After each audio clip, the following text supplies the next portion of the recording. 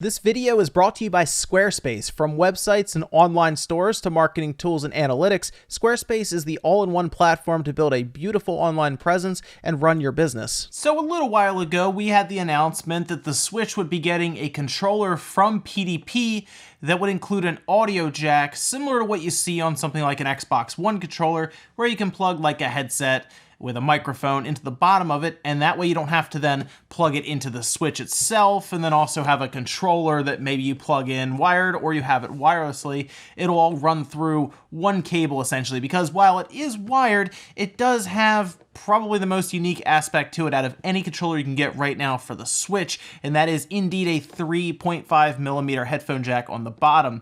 I wanted to cover it, so PDP actually sent this one over, and then also another one that I could actually play with for some time. So I have used it, checked it out, and I kind of want to talk a little bit about it.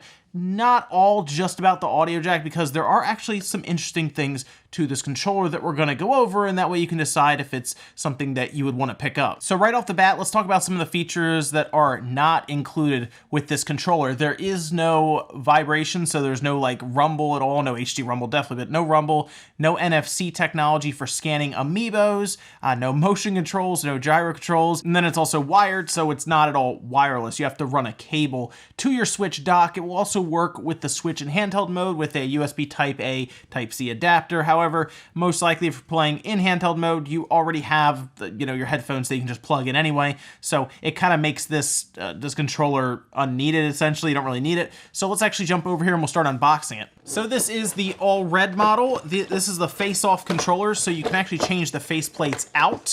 But I feel like most people are probably just gonna buy the design or the color that they want and probably stick with it, I assume, for the most part. But hey, I guess you have the option if you want to change them out. There's really not a ton of stuff in here. We have the instructions. You will want to read a little bit about this controller, mostly because it does have one little button here that we're going to talk quite a bit about, as it controls a ton of stuff on this controller, and that is this little guy right down here by that right stick. What this does is it controls your audio port. It also controls macro buttons on the back, which are very, very useful actually, which surprised me a little bit, mostly because I've dealt with macro buttons with these third-party controllers, not necessarily just PDP, but other ones, and they never really feel great. They're kind of flimsy. These ones, however, I actually like. So PDP, stick with these ones. Actually, maybe move them up a little bit, which I'll talk about, but you have something good here with these macro buttons on the back. So you see the plus and minus here on the D-pad. Well, this button will actually control the microphone, for example, or headset down here, I should say, where it'll change the volume. So you would press and hold this, and you can press up and down here, and that will change the volume up and down on your headset. It is separate from the software volume control on the Switch, so you can kind of have two different volume sliders essentially. So maybe max out the one on the Switch itself, like in the software menu, and then you can technically control it manually right here, or do vice versa. You can max this one out, although this one might be a bit more convenient for people to use. Now, this also controls these back buttons here. You have two macro buttons here, and you can actually map these to anything on the front here. I was generally mapping them to face buttons. So for example, if there was a game where I didn't want to have to take my my thumbs off the sticks to press like a jump button, you map it there. The way you do that is you press and hold this guy. You press one of the two macro buttons, at which point you then can move over and press one of these face buttons. It was pretty easy, didn't have any issues with it, and after I got it set up, it was actually very handy. These are very hard to press, I should say, compared to others, so you don't accidentally press these. Like, think of the Xbox One Elite controller. If you have that, sometimes you'll actually press that button by accident on the back without meaning it, because it's just not... It's not hard to press down. These ones, you definitely know you're pressing them. They have a bit more tension, and I do like that. The one thing I'm not a big fan of is the home button placement. I don't know if it's because at this point with the Pro controller, I've been trained to expect the home button around here, but having it up here is a very odd and strange place for it. It's kind of awkward to be up there, and honestly, you're near the X button. I can see how you might accidentally go and press it or something, but I think this and the snapshot button would be much better in the middle here, where we're kind of expecting it with what we have on the Pro controller currently. The sticks feel good. They're smooth. They're a little less I would say they're a little looser than the Xbox One controller sticks, for example. They feel very similar to those ones. They went with an interesting design here where it's kind of rigid on the outside, and then the center has all of these dots. And it does help to grip a bit. I do like these sticks though. They might be a tad, like a touch too loose for what I'm used to and I like with the tension on the sticks. One of the reasons I'm actually looking forward to the Xbox One Elite, new one coming out by the way, where you can change the tension. But they do feel good. They actually feel fairly quality, which is nice on a third-party controller to have that. Not a big fan of ZL and ZR here being this weird, like it's just this sharp point. I like the Switch Pro controllers. It's a much more subtle point. I'm not sure why I see third-party controllers have these like I don't know if they think it's better for where we press down. It actually makes it a little harder, I think.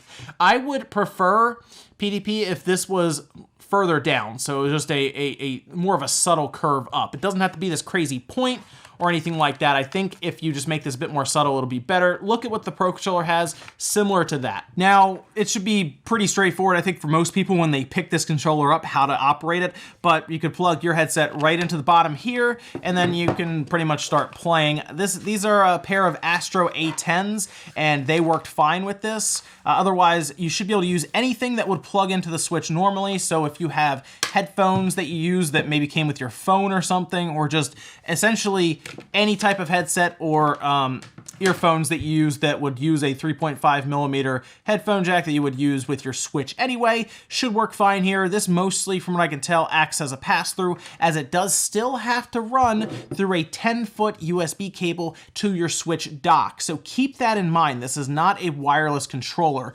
I'd like to think that's the next step, right? Like we'll have a wireless controller someday that would work. I don't know if that's 100% possible or if that's in the works. I think that's what a lot of people would like at this time, though, is this to be fully wireless. You have the headphone jack in the bottom, and you're good to go. I like that. Also, keep in mind, it is not one of those ones where you plug it in. It is pretty much solidified to this thing, so it's not coming off. So if you damage this cable, it's kind of it for this controller. The controller's $20 to $25, depending. It's out this week, so I guess with that price, it's not the worst thing in the world if you have to replace it. Certainly not like $100 controller or something. So now let's go ahead and open the controller up, take a look around inside right after a word from our sponsor, Squarespace. All right, look, building a website can be very intimidating, and it can be kind of hard to figure out how to even get started. That's where Squarespace comes in, and with their all-in-one platform that lets you go from picking out your domain to building a fully featured site using entire templates. You can use video backgrounds to set your site apart and view where your visitors are coming from with a full traffic overview. Search engine optimization is even made easier with no additional plugins needed. During my ongoing struggles with a certain game's localization, I realized everything on the internet is taken seriously, so I had no choice. There we go. Now we wait. Head on over to squarespace.com for a free trial, and when you're ready to launch, go to squarespace.com/spawnwave to save 10% off your first purchase of a website or domain. All right, opening up the face-off controller from PDP. I also noticed, which is kind of interesting, this whole back piece will come off. So, like, if you're concerned, I guess, about hitting those macro keys on the back, you could just remove that completely, and you don't have any concerns about accidentally touching either of those paddles. So there is that as well, just in case you don't want those there. Although I do think this is actually a pretty cool feature to have, and it is fairly handy. It's actually harder to press, so I don't think it would actually get in the way. We can just go ahead and pop this faceplate off, and we should have screws underneath. So the faceplate, it's just held on with some clips that pops off. Tons of screws here to take out, all Phillips head. One thing I noticed is that this is kind of a heavier controller, which is interesting because it doesn't have rumble. So that actually made me wonder a bit about why that is, or what's making that kind of heavy in here. So I guess we're about to find out. So after you get those screws out, a few clips hold this guy on here, and this is kind of funny.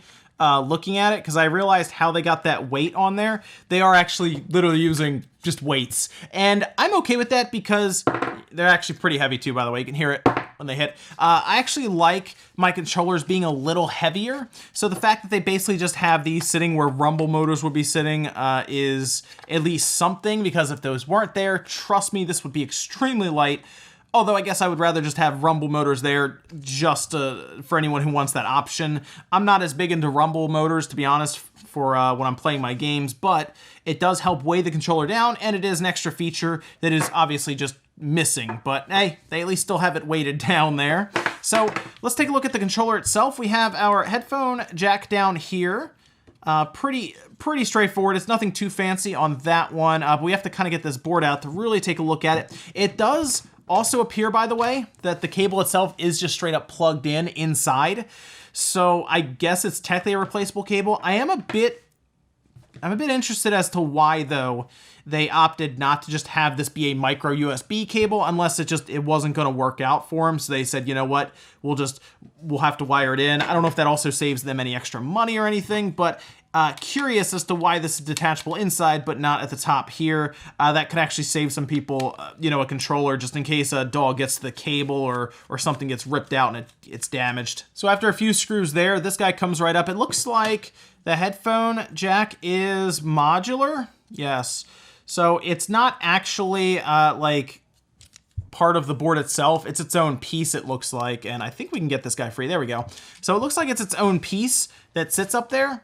And it has that button that we were talking about before that controls the volume and everything. That's basically the little button we use for macro and everything else. But yeah, it is legitimately its own piece that they, I guess, designed separately to put in there. It is socketed. So again, I guess that's a part that could be replaced if like, say something breaks off in there, but these aren't expensive controllers, so I don't know if you would want to go that far anyway, but maybe in factory it's easier to use these controllers and kind of customize them as they go along. So like this one ends up being a PDP controller that happens to have the audio port on it. Otherwise, without it, it's basically a standard PDP controller. I assume it's just easier in the factory.